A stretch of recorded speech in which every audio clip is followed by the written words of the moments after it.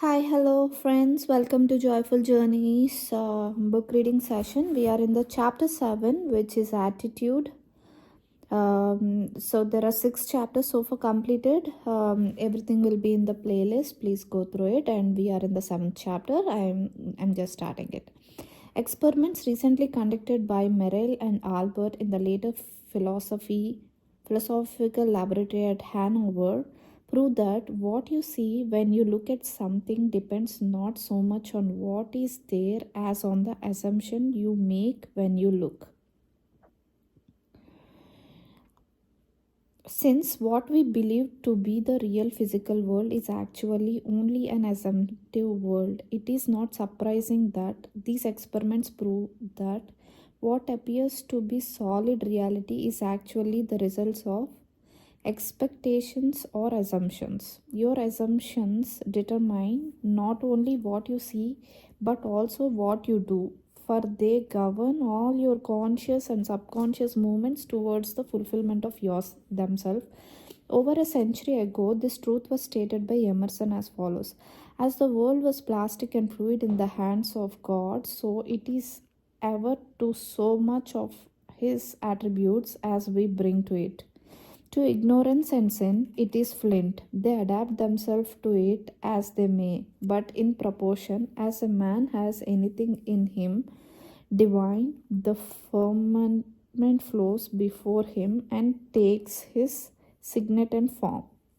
Your assumption is the hand of God, molding the ferment into the image of that which you assume. The assumption of the wish fulfilled is the high tide which lifts you easily off the bar of the senses, where you have so long lain stranded.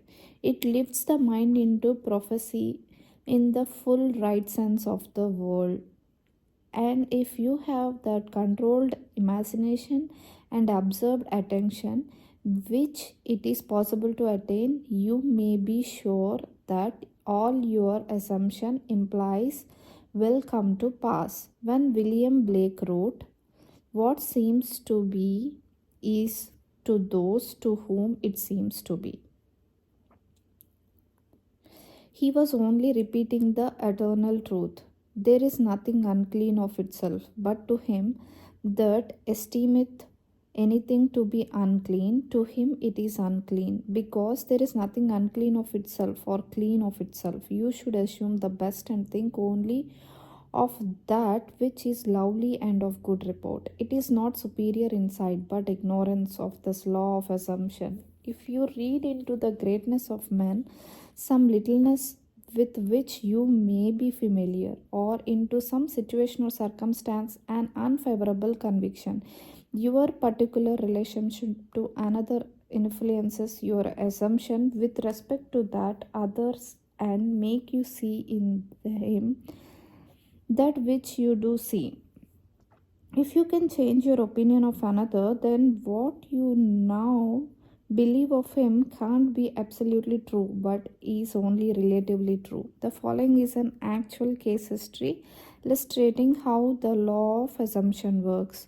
One day, a costume designer described to me her difficulties in working with a prominent theatrical producer. She was convinced that he unjustly criticized and rejected her best work, and that often he was deliberately rude and unfair to her. Upon hearing her story, I explained that if she found the other rude and unfair, it was a sure sign that she herself was wanting and that it was not the producer but herself that was in need of a new attitude. I told her that the power of this law of assumption and its practical application could be discovered only through experience, and that only by assuming that the situation was already what she wanted it to be could she proved that she could bring about the change she desired.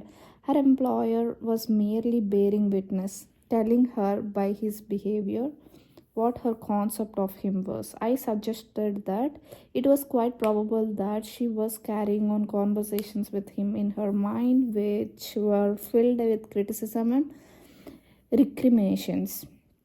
There was no doubt but that she was mentally arguing with the producers, for others only echo that which we whisper to them in secret.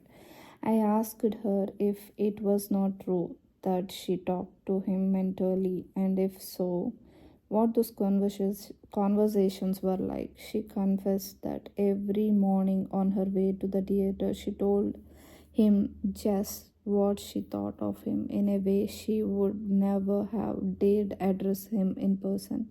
The intensity and force of her mental arguments with him automatically established his behavior towards her. She began to realize that all of us carry on mental conversations, but unfortunately, on most occasions, these conversations are argumentative. That we have only to observe the passerby on the street to prove his assertion. That so many people are mentally engrossed in conversation and few appear to be happy about it, but the very intensity of their feeling must lead them quickly to the unpleasant incident they themselves have mentally created and therefore must now encounter. When she realized what she had been doing, she agreed to change her attitude and to live this law faithfully by assuming that her job was highly satisfactory and her relationship with the producers was a very happy one. To do this, she agreed that before going to sleep at night, on her way to work, and at other intervals during the day, she would imagine that he had congratulated her on her fine designs and that she in turn had thanked him for his praise and kindness. To her great delight, she soon discovered herself that her own attitude was the cause of all that befell her. The behavior of her employer miraculously reversed itself, his attitude echoing as it had always done. That which she had assumed now reflected her changed concept of him. What she did was, by the power of her imagination, her persistent assumption influenced his behavior and determined his attitude towards her. With the passport of desire on the wings of a controlled imagination, she traveled into the future of her own predetermined experience. Thus, we see it is not facts but that which we create in our imagination, which shapes our life. For most of the conflicts of the day are due to the want of a little imagination to cast the beam out of our own eye. It is exact and literal minded who live in a fictitious world, as this designer, by her controlled imagination, started to subtle change in her employer's mind. So can we, by the control of our own imagination and wisely directed feeling, solve our problems. By the intensity of her imagination and feeling, the designer cast a kind of enchantment on her producer's mind and caused him to think that his generous price originated with him. Often, our most elaborate and original thoughts are determined by another. We should never be certain that it was not some woman threading in the wine press who began that subtle change in men's mind, or that passion did not begin in the mind of some shepherd's boy, lighting up his eyes for a moment before it ran upon its way. That's it, my dear friends. This is all about the attitude. Just an example of how attitude, a small change in the attitude, have changed the designer's life and solved her problems. Similarly, we can also solve our problems by simply changing our attitude and imagining what we wish we want to be.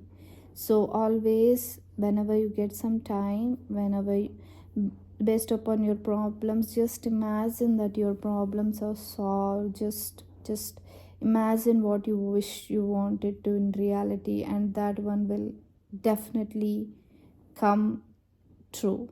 That's what the other says. This is the chapter 7. See you all again in chapter 8. If you did not subscribe yet to my channel, please do subscribe, friends. Thank you. Bye bye.